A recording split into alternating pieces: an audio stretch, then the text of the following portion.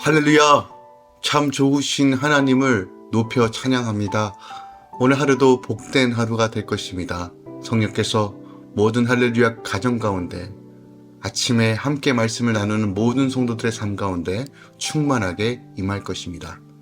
함께 믿음으로 기도하며 주님만 바라보며 나아갑시다. 2월 6일 월요일 아침 예배 성사임이 하나님께 올려드립니다. 오늘 하나님의 말씀은 마태복음 13장 24절부터 30절까지입니다.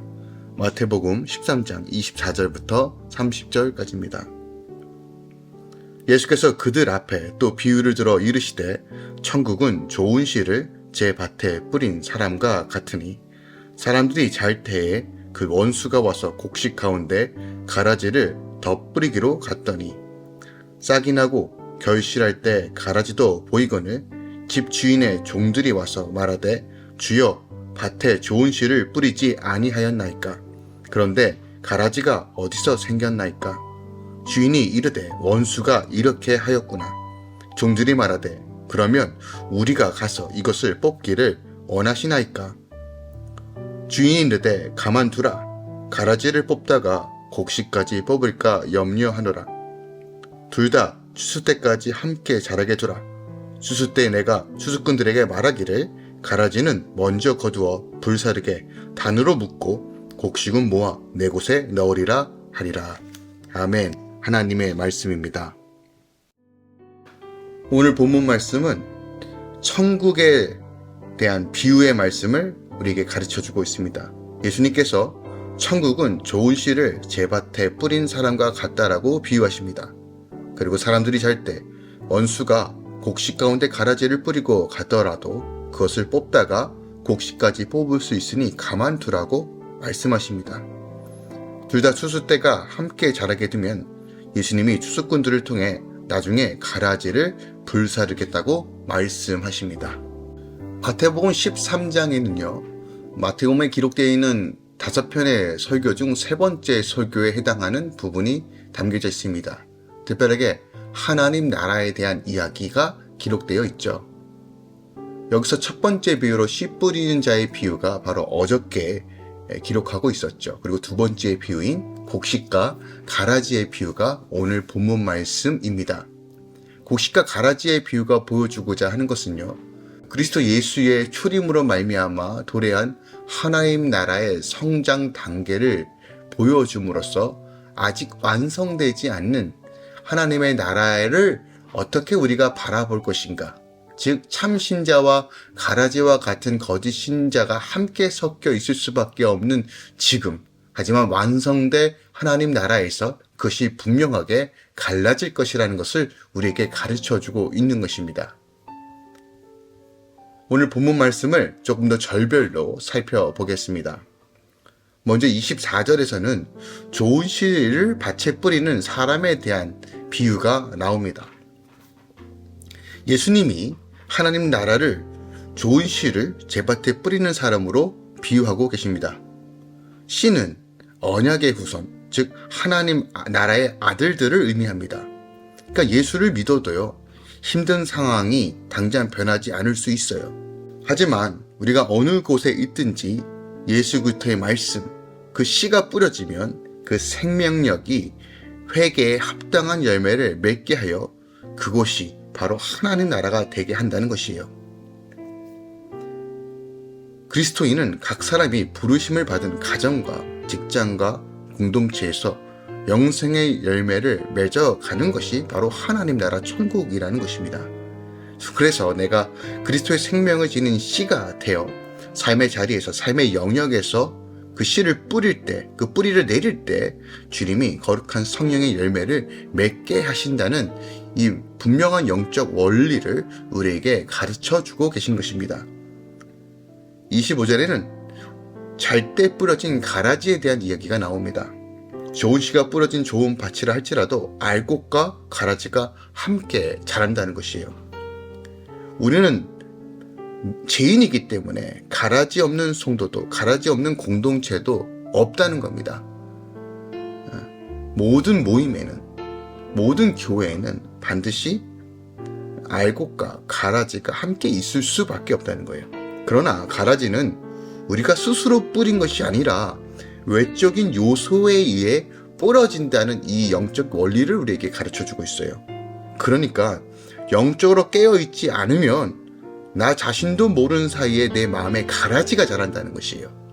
우리가 분별하게 거룩한 삶으로서 거룩한 성령 안에서 걸어가지 않으면 나도 모르는 사이에 사단이 우리 삶 가운데 이 상처와 아픔과 쓴뿌리를 통해서 가라지를 만든다는 것이에요.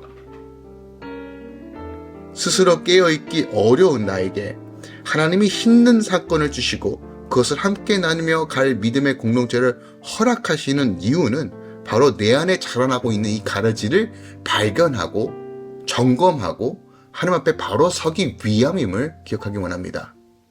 26절부터 30절까지는 이젠 가라지가 어떻게 최후의 순간을 맞이할 것인지를 설명하고 계세요. 예수님은 가라지가 곡식과 함께 자라도록 뽑지 말라고 가만두라고 명령하세요. 그리고 추수 때가 되면 가라지가 곡식에 딸려 나온다고 해도 곡식의 알곡이 다 익은 상태이기 때문에 그때는 가라지를 뽑아서 불사르면 된다라고 말합니다. 곡식은 익으면 고개를 숙입니다. 하지만 가라지는 여전히 뻣뻣히 서 있기 때문에 추수 때는 무엇이 알곡인지 무엇이 가라지인지를 분별할 수 있다는 것이에요. 따라서 우리는 알곡이 빼곡히 자라 곡식이 될 때까지 기다려야 한다는 거예요. 알곡이 곡식이 될 때까지 가라지가 수고하고 있다는 거예요.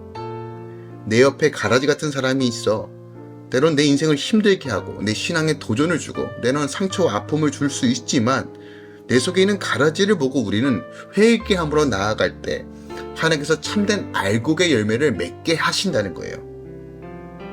그러므로 늘 내 안에 어떤 것들이 자라고 있는지를 점검해야 합니다. 하나님 말씀의 기준으로 내 안에 알곡만 하나님의 거룩한 성품의 열매들만 맺고 있는지 아니면 여전히 세상의 육적인 것과 상처와 아픔의 그 가라지들 하나님의 영광을 가리고 내 스스로를 파멸로 인도하는 가라지가 자라고 있지는 않은지를 우리는 늘 점검해야 한다는 거예요. 오늘 본문 말씀을 통해서 우리가 더 깊이 묵상해야 될 것이 무엇이 있을까요? 28절부터 29절의 말씀을 한 번 더 깊이 묵상하기 원합니다. 마지막 때 추수할 때 알곡과 가라지가 분명하게 나눈다는 것을 우리에게 가르쳐주고 있습니다. 28절, 29절 보면 가라지를 뽑기를 원하는 종들의 질문에 주인은 가만두어라, 가라지를 뽑다가 곡식까지 뽑을까 염려된다라고 말해요.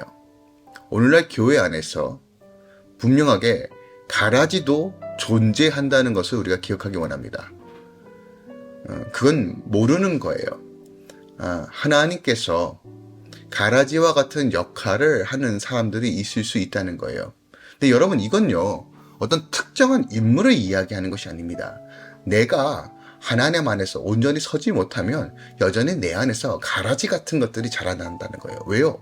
사단은요 늘 우격사짐으로 주의 성도들을 공격하고 믿음을 갉아먹고 하나님으로부터 분리시키는 수만 가지 미혹과 공격으로 우리의 믿음을 자꾸 갉아먹기 때문입니다. 그래서 나도 모르는 사이에 내 안에 가라지가 자랄 수 있다는 것이에요.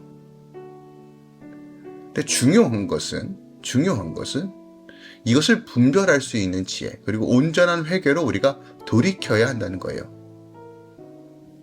그래서 교회는 천국 같은 곳이 아니라 훈련하는 것이고 그리고 우리가 훈련받아야 되는 곳이라는 것을 우리 기억하기만 합니다. 누군가는 나에게 가라지적 역할을 함으로써 내 안에 참된 알곡으로 자랄 수 있도록 우리를 훈련하는 역할을 하고 있다는 것을 기억하기만 합니다. 누군가는 나의 뺨을 때릴 수 있고 누군가는 나를 찌를 수 있습니다. 하지만 그런 사람들을 통해서 내가 알곡으로 자라나고 있다는 것을 기억하기만 합니다. 교회 안에서 공동체 안에서 서로 이해하고 또한 이것을 받아들이고 용서와 사랑을 훈련함을 통해서 내 안에 가라지들을 제거하고 참된 알곡으로 만드신 하나님의 놀라운 계획과 섭리를 바라보면서 오늘도 우리가 내 삶 가운데 거짓되고 또한 하나님을 거부하는 그런 모든 요소들을 온전히 회개함으로 다시 한번 주님께 바로 서길 사모함으로 나아가길 원합니다. 기억하길 원합니다. 여전히 우리 안에는 가라지적 요소가 있습니다. 우리는 완전하지 않는 죄인이기 때문에 그렇습니다.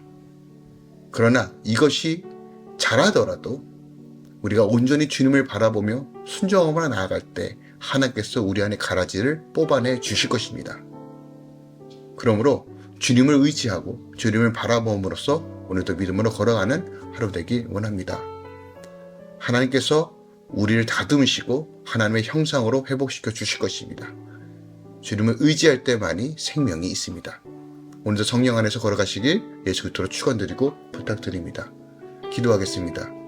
사랑하는 주님 감사드립니다. 주님 오늘도 주님을 의지하고 주님을 바라보며 나아갑니다. 여전히 내 안에 알곡이 맺길 원하시고 우리를 선한 길로 인도하여 주신 하나님을 의지합니다. 그러나 여전히 우리는 죄된 본성이기 때문에 내 안에 여전히 가라지적 것들이 자라나고 있음도 다시 한번 인정합니다. 주님, 그럼에도 불구하고 다시 한번 주님께 의탁하며 주님을 바라봅니다. 주여 선하심으로 채우시고 우리 안에 하나님의 기쁨으로 열매 맺는 삶 살 수 있도록 역사하여 주시옵소서. 이제는 우리 주 예수 그리스도의 은혜와 우리 하나님 아버지의 놀랍고 지극하신 사랑과 성령님의 내주셨던 충만 역사하심이 오늘도 주님 바라보며 믿음으로 걸어가는 모든 성도들의 삶 가운데 주님이 함께 하시길 축원하노라. 아멘.